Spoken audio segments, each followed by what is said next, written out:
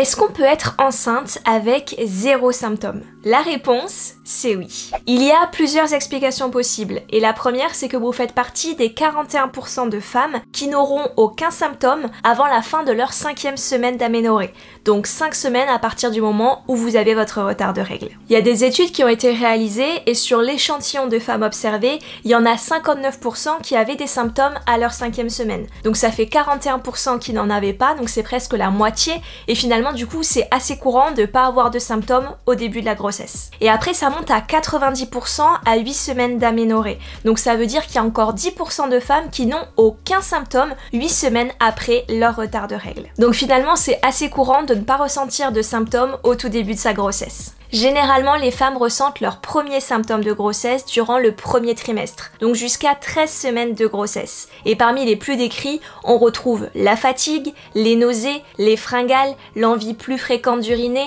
la modification des seins et des mamelons, mais aussi les crampes.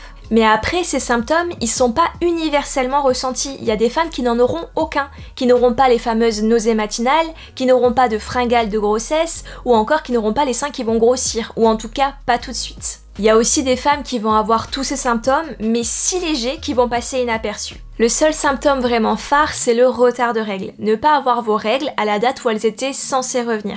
Mais après, là encore, c'est pas tout le monde. Il y a des femmes qui vont réussir à tomber enceinte alors qu'elles n'ont pas leurs règles tous les mois, et il y a aussi des femmes qui vont observer des saignements au tout début de leur grossesse. Bref, si vous avez le moindre doute, le plus sûr reste de faire un test de grossesse ou une prise de sang, et si le résultat est positif, vous devriez voir vos symptômes arriver progressivement, petit à petit. Après, si c'est pas le cas et que ça vous angoisse, n'hésitez pas à en parler avec votre médecin. Donc pour résumer, non, il n'est pas nécessaire de se sentir enceinte pour être enceinte, on peut l'être sans avoir aucun symptôme. La deuxième chose qui peut se passer, c'est que vous avez l'impression de ne pas avoir de symptômes de grossesse parce qu'ils sont différents chaque jour. Chaque maman et même chaque grossesse sera différente. Il y a des femmes qui auront tous les symptômes, parfois de manière très marquée, parfois de manière plus légère, et il y en aura d'autres qui n'en auront que quelques-uns. Peut-être de la fatigue et des fringales, mais pas de nausées matinales ou pas d'aversion à certaines odeurs par exemple. Mais il y a aussi des femmes qui vont avoir des symptômes qui vont et qui viennent. Par exemple, le lundi, elles vont aller aux toilettes toutes les 2 secondes. Le mardi, elles vont avoir mal à la tête. Le mercredi, plus rien du tout. Le jeudi, elles vont avoir une vague de nausées. Et le vendredi, une fatigue extrême.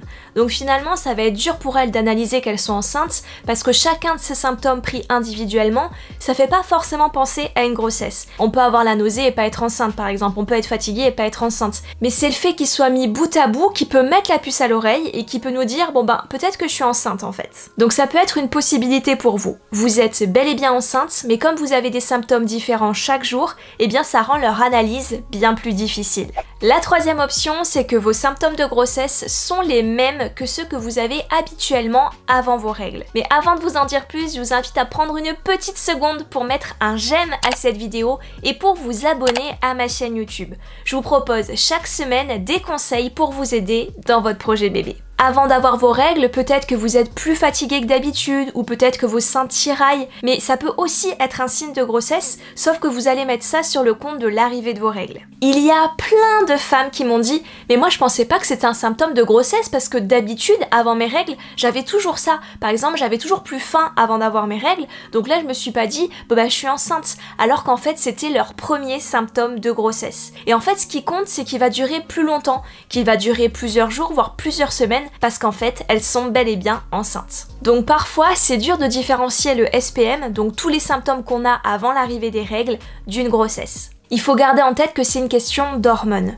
Quand vous allez avoir vos règles, c'est la progestérone qui est en jeu et en fait votre corps il fait diminuer cette hormone pour que vos règles arrivent. Quand vous êtes enceinte, l'hormone en question elle est différente, c'est la bêta-HCG et elle son rôle c'est de faire en sorte que votre embryon puisse s'accrocher. Mais il se peut tout à fait que même si ces hormones sont différentes, votre corps réagisse de la même façon. Donc oui c'est possible d'avoir exactement les mêmes symptômes que ce que vous avez habituellement avant vos règles alors que cette fois-ci vous êtes enceinte. La quatrième possibilité c'est que c'est trop tôt pour que vous puissiez ressentir les premiers symptômes de grossesse. Si vous êtes dans l'attente de votre retard de règles, vous n'allez pas pouvoir ressentir tout de suite tout ce qui est nausées, fringales, etc. Si vous voulez, lors de votre ovulation, il y a un de vos ovules qui a rencontré un spermatozoïde. Et ensemble, ils vont faire le trajet de vos trompes jusqu'à votre utérus, où l'embryon qui est en train de se développer va pouvoir venir s'implanter. Mais il faut garder en tête qu'il est tout petit, et donc que ce trajet, pour lui, il est extrêmement long. Donc ça va prendre entre 6 à 10 jours pour qu'il puisse venir se nicher dans votre utérus. Donc il va falloir attendre 8 jours après votre ovulation pour arrondir, pour que l'implantation ait eu lieu, plus encore quelques jours supplémentaires pour que vous produisiez suffisamment de l'hormone bêta-HCG pour pouvoir ressentir les premiers symptômes phares de la grossesse. Donc pendant cette période d'attente après votre ovulation, votre transfert, prenez soin de vous, oxygénez votre utérus et soutenez votre corps. Pour résumer, si vous êtes dans la période avant votre retard de règles, ne vous attendez pas à avoir des nausées tout de suite. Par contre, vous pouvez prêter attention à des symptômes plus spécifiques qui peuvent arriver plus tôt lors de l'implantation et je vous en parle dans le point suivant. La dernière chose, c'est que peut-être que vous ne cherchez pas au bon endroit. Si vous êtes au tout début de votre grossesse, donc avant votre retard de règles, ou si vous l'avez dépassé depuis peu, ne vous attendez pas à avoir tous les symptômes typiques de la grossesse dont on a parlé jusqu'à maintenant, les nausées, les fringales, l'envie fréquente d'uriner, etc. C'est encore trop tôt pour que vous les ayez, vous n'avez pas produit suffisamment de bêta-HCG, c'est normal que vous les ayez pas. Par contre, il y a d'autres symptômes plus spécifiques qui peuvent arriver plus tôt dans la grossesse, qui sont vraiment liés à l'implantation, et je pense notamment aux crampes d'implantation et aux saignements d'implantation qui eux sont des symptômes vraiment très précoces de la grossesse et c'est sur cela que vous devez vous concentrer, que vous devez essayer d'analyser et pas les autres qui arriveront plus tard. Et pour en savoir plus à ce sujet, je vous invite à regarder cette vidéo qui vous présentera 3 symptômes clés de l'anidation pour différencier l'arrivée de vos règles d'une grossesse. Si ces infos vous ont plu, n'hésitez pas à mettre un j'aime et à vous abonner à ma chaîne YouTube, ça m'encourage à vous créer encore plus de contenu comme celui-ci. En tout cas, je vous envoie toutes mes plus belles ondes pour la suite et je vous dis à très bientôt.